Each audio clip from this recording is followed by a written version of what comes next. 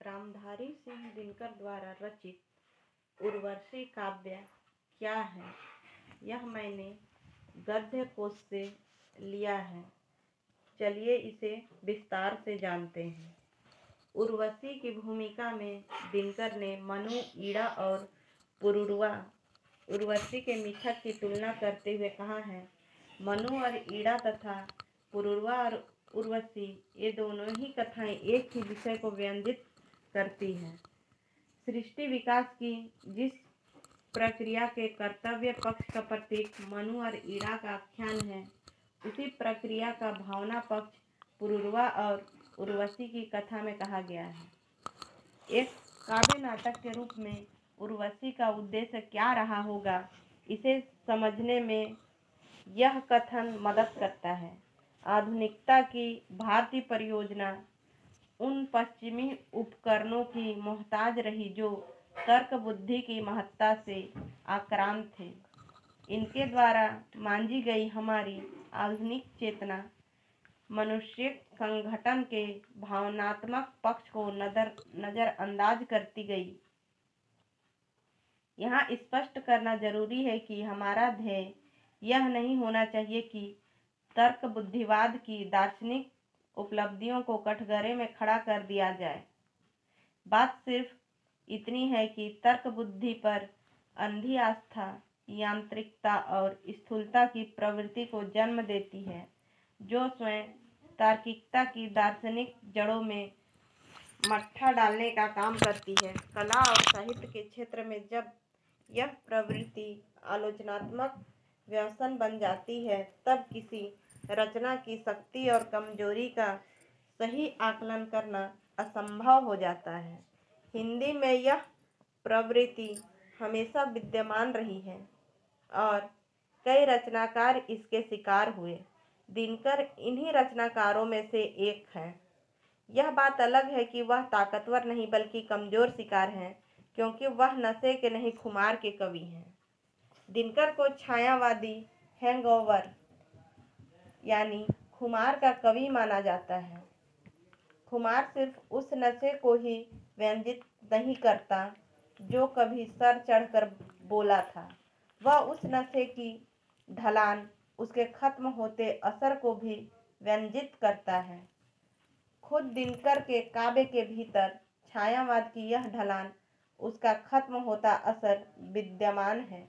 दिनकर की रचनाओं के साथ समस्या यह रही कि वे छायावाद के प्रेमियों और विरोधियों के बीच नुराकुश्ती का सबब बनी।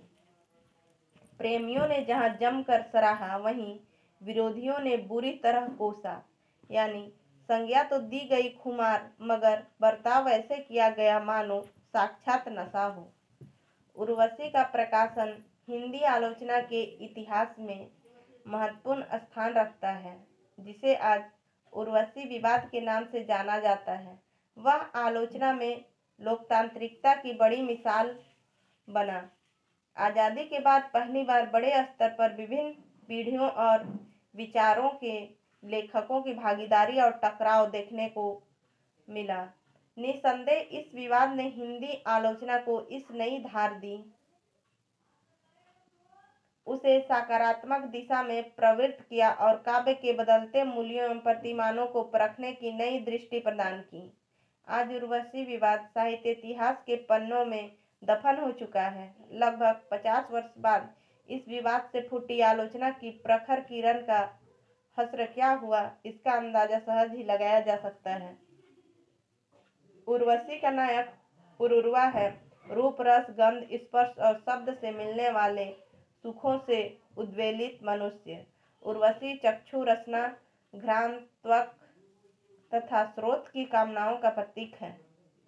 इस प्रकार उर्वशी का नायक इंद्रिय सुख पर निसार होने वाला मनुष्य है। वह देह का तिरस्कार नहीं करता। उर्वशी की विषय वस्तु का केंद्रीय तत्व काम है। देवत्व और मनुष्यत्व को काम के निकष पर जिस साहस के साथ यहाँ कसा गया, वह अन्यत्र दुर्लभ है। भू को जो आनंद सुलभ है, नहीं प्राप्त अंबर को। हम भी कितने विवश गंध पीकर ही रह जाते हैं। स्वाद व्यंजनों का न कभी रसना से ले पाते हैं, हो जाते हैं तृप्त पान कर स्वर माधुरी श्रवण से, रूप भोगते हैं मन से या तृष्णा भरे नयन से। पर जब कोई ज्वार रूप को देख उमड़ आता है, किसी अनिवर्चनीय क्षुधा में जीवन पड़ जाता है। उस पीड़ा से बचने की तब राह नहीं मिलती है, उठती जो वेदना यहाँ खुलकर ना कभी खिलती है। किंतु मर्त्य जीवन पर ऐसा कोई बंध नहीं है, रुके गंध तक वहाँ प्रेम पर यह प्रतिबंध नहीं है। देवोत गंध की सीमा में कैद है, इस कैद से मुक्त होना ही मनुष्य होना है। पर सोचो तो मर्त्य मनुज कितना मधुरस पीता है, 2 दिन ही हो पर कैसे वह धधक धधक जीता है। इस ज्वलंत वेगों के आगे मलिन शांति सारी है, क्षण भर की उन्माद तरंग पर चिरता बलिहारी है। अर्थात काम का यह निकष देवों को हीन और मनुष्य को श्रेष्ठ साबित करता है। प्रतिबंध रहित प्रेम नश्वरता का वरदान है। इसी वरदान को प्राप्त करने के लिए उर्वशी अमृतत्व की ऊंचाई से उतरकर नश्वरता के धरातल पर कदम रखती है। उसी की यह यात्रा एक ढलान है, स्वर्ग से धरती की ओर, शिखर से धरातल की ओर, ऊंचाई से नीचे की ओर, ऊपर से नीचे की ओर आना हमेशा पतन की व्यंजना नहीं करता। ढलान में एक किस्म की गरिमा हो सकती है, यह संदेश उर्वशी देती है। छायावाद के प्रभुत्व वाले दौर में ढलान की इस गरिमा को पहचानना असंभव था। छायावाद की महत्वपूर्ण रचनाएं धरती से स्वर्ग की ओर, धरातल से शिखर की ओर और नीचे से ऊपर की ओर मनुष्य की उठान को महिमामंडित करती है। जिस हद तक दिनकर ढलान की गरिमा को अभिव्यक्त करने में सफल होते हैं, उस हद तक उर्वशी नई चेतना का काव्य बनकर उभरता है। किंतु दिनकर की भाषा में छायावादी सौंदर्य बोध की धारा प्रत्यक्ष प्रवाहित होती है। उर्वशी के प्रकृति चित्रण में यह सौंदर्य दृष्टि सर्वाधिक प्रखर है। मही सुप्त निश्चेत गगन है, आलिंगन में मौन मगन है, ऐसे में नभ से असंक अवनी पर आओ जाओ री। यह रात रुपहली आई, मुदित चांद की अलके चूमो, तारों की गलियों में घूमो, झूलो गगन हिंडोरे पर, किरणों के तार बढ़ाओ री। यह रात रुपहली आई। अर्थात उर्वशी की कथा जैसे जैसे आगे बढ़ती है, नई चेतना का आवेग गहराता जाता है, मगर उसकी छायावादी सौंदर्य दृष्टि जब धरती को स्वर्ग से बड़ा दर्जा देने वाली नई चेतना के इस गहराते आवेग से टकराती है, उससे उलझती है तो अपनी धार खो बैठती है। परिणाम यह होता है कि कविता जिस नई चेतना का वाहक बनना चाहती है, उसकी भाषा लगातार उससे दूर भागती है। नई चेतना नई भाषा की मांग करती है। कवि इस नई भाषा को कविता की परंपरागत भाषा में तोड़ फोड़ करके प्राप्त करते हैं, मगर दिनकर को यह तोड़फोड़ मंजूर नहीं है। हाँ, वह भाषा में कुछ ठोक पीट अवश्य करते हैं। उसे विषयानुकूल बनाने के लिए यह ठोक पीट कहीं कहीं सफल भी हो जाती है। रानी ओसिनरी की व्यथा को अभिव्यक्त करने वाली भाषा इसका उदाहरण है। कितना विलक्षण न्याय है, कोई ना पास उपाय है, अवलंब है सबको मगर नारी बहुत असहाय है। दुख दर्द जतलाओ नहीं, मन की व्यथा गाओ नहीं, नारी उठे जो हुक मन में, जीभ पर लाओ नहीं। मगर इस ठोक ठाक से काम ज्यादा चल नहीं पाता। काव्य की संरचनागत समग्रता खंडित हो जाती है। उर्वशी की भाषा और उसकी अंतर्वस्तु के बीच फाक पड़ जाती है। इस फाक को छिपाने के लिए कविता चमत्कारपूर्ण उक्तियों, वाग्जाल और शब्दाडंबर का सहारा लेती है, जो अंततः उसे और कमजोर करते हैं। उर्वशी के तीसरे अंग को उसका सार भाग माना जाता है। मगर इस अंक की आरंभिक पंक्तियां ही चमत्कारिक उक्ति और शब्दाडंबर से ग्रस्त है। उर्वशी के तीसरे अंक हमारा नेट के सिलेबस में है। चलिए इसका अध्ययन करते हैं। जब से हम तुम मिले, ना जाने कितने अभिसारों में रजनी कर सिंगार सितासित नभ में घूम चुकी है।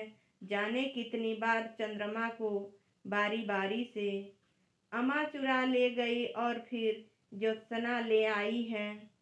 अर्थात उर्वशी में धरती और स्वर्ग, देह और आत्मा, मही और आकाश, देव और मनुज, मातृ सुख से वंचित अप्सरा नारी और मातृ सुख को भोगने वाली साधारण नारी के द्वंद्व को उकेरा गया है। मूलतः यह द्वंद्व काम और योग का द्वंद्व है। तमाम शब्दाडंबर के बावजूद यह द्वंद्व तीसरे अंक में सर्वाधिक तीक्ष्ण है। पुरूरवा की इन पंक्तियों में यह द्वंद्व साकार रूप ग्रहण करता है।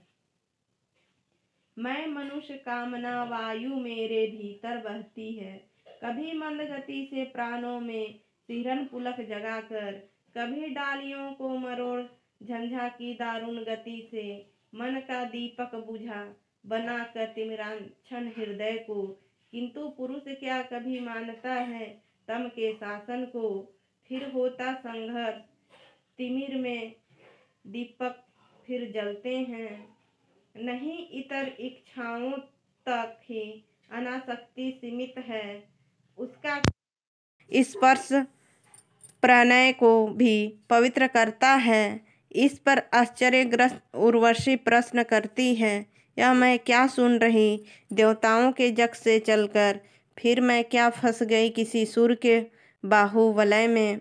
अंधकार की मैं प्रतिमा हूँ, जब तक हृदय तुम्हारा तिमिरग्रस्त है तब तक ही मैं उस पर राज करूँगी, और जलाओगे जिस दिन बुझे हुए दीपक को मुझे त्याग दोगे प्रभात में रजनी की माला सी।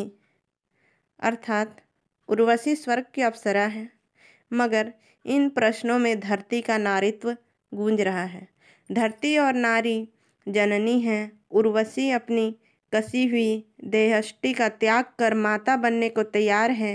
माँ बनने पर उसका सौंदर्य ढल जाएगा, मगर वह जानती है कि यह ढलान गरिमामय है। उर्वशी के मुख से फूटे हुए इन प्रश्नों में नारीत्व की गरिमा छिपी है। ये प्रश्न पुरूरवा को देह के अधिकारों के प्रति सचेत करते हैं।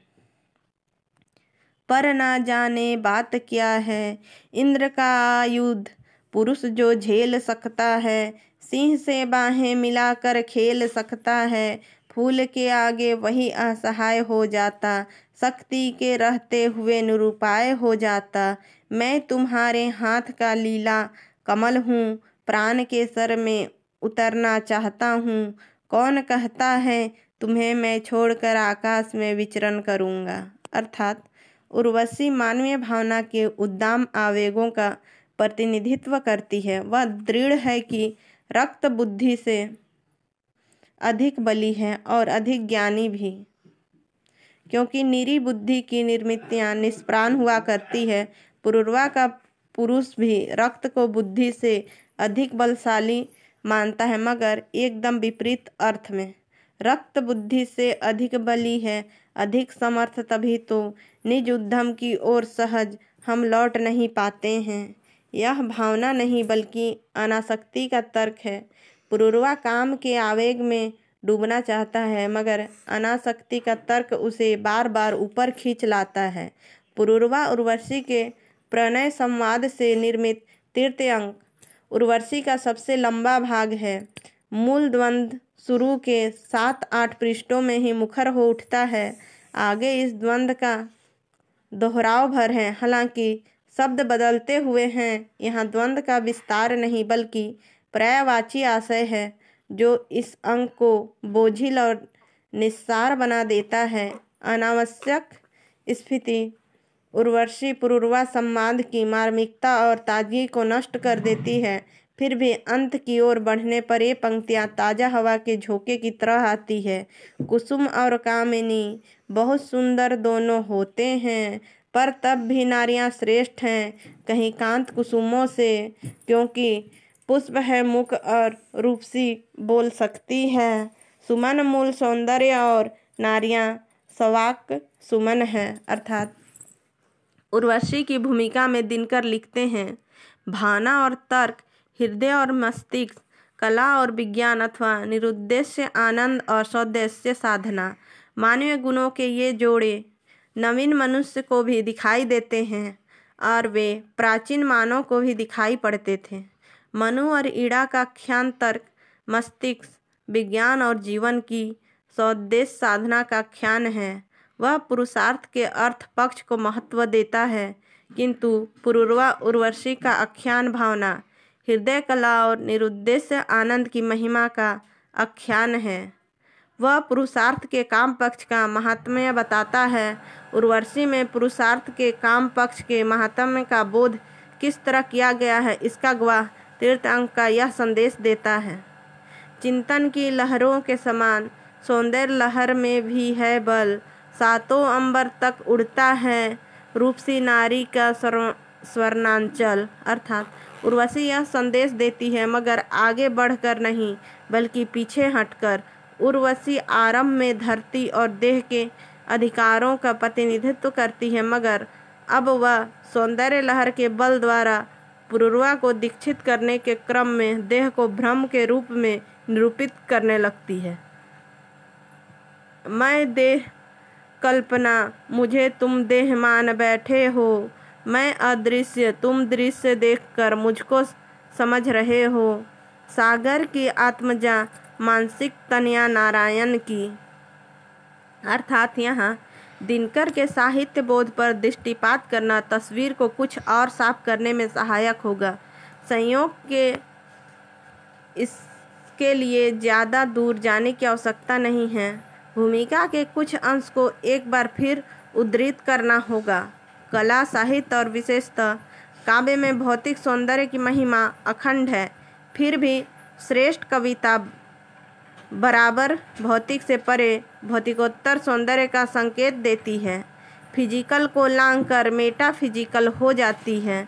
इस तरह दिनकर की काव्य चेतना जिसे महत्वपूर्ण मानती है वह फिजिकल नहीं बल्कि मेटाफिजिकल है। अतः दिनकर की सौंदर्य लहर जिसकी श्रेष्ठता का बखान उर्वशी करती है, पाठक को बहाकर वहीं ले जाती है जहाँ पुरुष अध्यात्म की चिंतन लहर पहुँचती है। ये वेदांत से निःसृत पुरातन मूल्य है, जिन्हें आज़ादी के बाद सत्ता की बागडोर संभालने वाले भारत के तथाकथित नीति निर्माताओं ने परंपरा की संज्ञा दी और उन पर उदारता का मुलम्मा चढ़ाया। दिनकर भारतीय परंपरा की इसी शासकीय व्याख्या के अलंबरदार थे। उर्वशी की रचनात्मक गत्वरता को जो शक्ति नियंत्रित कर रही है, उसे संस्कृति के 4 अध्याय में बिना किसी लाग लपेट के देखा जा सकता है।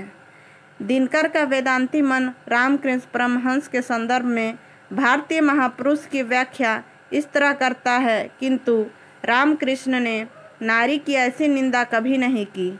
अपनी पत्नी की तो उन्होंने प्रशंसा ही की है।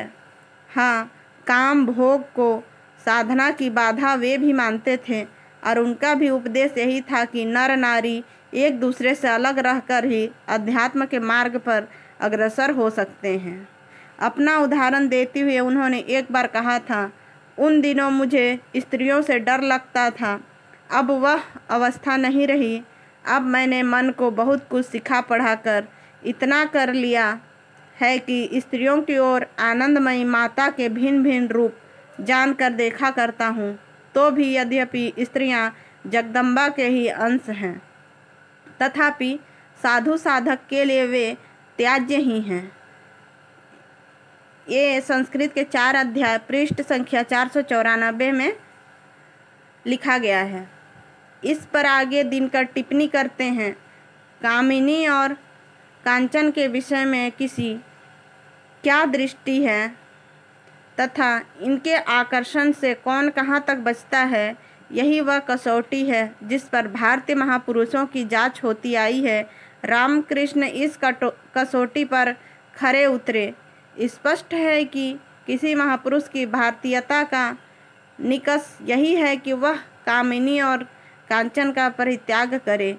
इसी तरह दिनकर के वेदांती मन की गांठ का पता वहाँ भी चलता है जब संस्कृति के 4 अध्याय में भारतीय सभ्यता पर इस्लामी प्रभाव के बारे में वह अनर्गल टिप्पणी करते हैं।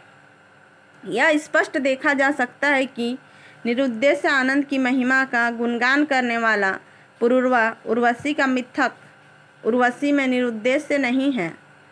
उसका एक स्पष्ट उद्देश्य है सनातन समझे जाने वाले वेदांती मूल्यों की पुनर्प्रतिष्ठा। सारी ढलान अंततः गरिमा खो देती है। उर्वशी का सौंदर्य पुरूरवा की अनुभूति में घुलकर विसरित हो जाता है। नीचे से ऊपर की ओर, धरती से स्वर्ग की ओर, मही से आकाश की ओर, मूर्तन से अमूर्तन की ओर। अशरीरी कल्पना देह धरने पर भी आँखों से रही झांकती सदा सदा मुझको यह भान हुआ है। बाहों में जिसको समेट कर उर से लगा रहा हूँ, रक्त मांस की मूर्ति नहीं, वह सपना है, छाया है। छिपा नहीं देवत्व रंच भर भी इस मर्त्य वसन से। देह ग्रहण करने पर भी तुम रही अदेह विभासी। अर्थात यह अदेह विवाह भारतीय पुरुष अध्यात्म का ध्येय रही है। उर्वशी इसी पुरुष अध्यात्म का रुमान है, क्योंकि यहाँ देह में डूबकर उसकी तरंगों के आवेग में बहकर अदेह तक पहुँचा गया है। अदेह विवाह की चमक बिखेरने के लिए देह का तिरस्कार नहीं बल्कि स्वीकार है। छायावादी सौंदर्य बोध और राष्ट्र व परंपरा की शासकीय धारणाओं का अनुभागी होने के चलते दिनकर को इस अदेह के पुंसत्व ने बंधक बना रखा है। इस बंधन के बावजूद उन्होंने देह को साधने की कोशिश की है। दिनकर को जिस सांस्कृतिक काव्यधारा का कवि माना जाता है, वह नई कविता आंदोलन के समानांतर प्रवाहित हुई थी। नई कविता का नया भावबोध देह की महत्ता को नए सिरे से परिभाषित कर रहा था। दिनकर नई कविता के बाहर के कवि हैं, फिर भी नए भावबोध के असर को उन्होंने शिद्दत से महसूस किया। अतः यह उचित ही कहा गया है कि नई कविता के बिना उर्वशी की कल्पना कठिन थी। विडंबना यह है कि दिनकर के पिछले संस्कार नई चेतना के साथ ज़्यादा दूर तक नहीं जा पाई। देह धारण करने के बावजूद उनकी उर्वशी अदेह का ही गुणगान करती रही। दिनकर की काव्य भाषा भी देह के साथ उतनी सहज नहीं जितनी कि अदेह के साथ। सबसे ज़्यादा देने योग्य यह है कि उर्वशी का काव्य देह से अदेह में संक्रमित हो जाता है महज भावोच्छ्वास द्वारा। अतः उर्वशी वास्तविकता के किसी धरातल को तोड़ने के बजाय हवाई किले बनाने लगती है। उर्वशी का आरंभ नारी सौंदर्य के संबंध में जिस नई संवेदना की उम्मीद जगाता है, उसका अंत नारीत्व की पिटी पिटाई सनातनी अवधारणा का साक्ष्य बनता है। नारी क्रिया नहीं, वह केवल क्षमा शांति करुणा है। इसलिए इतिहास पहुँचता जब ही निकट नारी के हो रहता वह अचल्या की फिर कविता बन जाता है। अर्थात चलते चलते कुछ बातें दिनकर की उस टिप्पणी पर जो उन्होंने उर्वशी के पुत्र आयु के संबंध में की है, वह उर्वशी की भूमिका में लिखते हैं। जब देवी सुकन्या यह सोचती है कि नर नारी के बीच संतुलन कैसे लाया जाए, तब उनके मुंह से यह बात निकल पड़ती है कि यह सृष्टि वास्तव में पुरुष की रचना है। इसलिए रचयिता ने पुरुष के साथ पक्षपात किया, उन्हें स्वत्व हरण की प्रवृत्तियों से पूर्ण कर दिया, किंतु पुरुषों की रचना आदि नारियां करने लगे तो पुरुष की कठोरता जाती रहेगी और वह अधिक भावप्रणव एवं मृदुलता से युक्त हो जाएगा। इस पर आयु यह दावा करता है कि मैं ही तो वह पुरुष हूँ जिसका निर्माण नारियों ने किया है। आयु का कहना ठीक था और वह प्रसिद्ध राजा भी हुआ, जिसका उल्लेख ऋग्वेद में आया है, किंतु उल्लेख इस बात का भी है कि युवा राजा सुश्रवा ने आयु को जीतकर उसे अपने अधीन कर लिया था।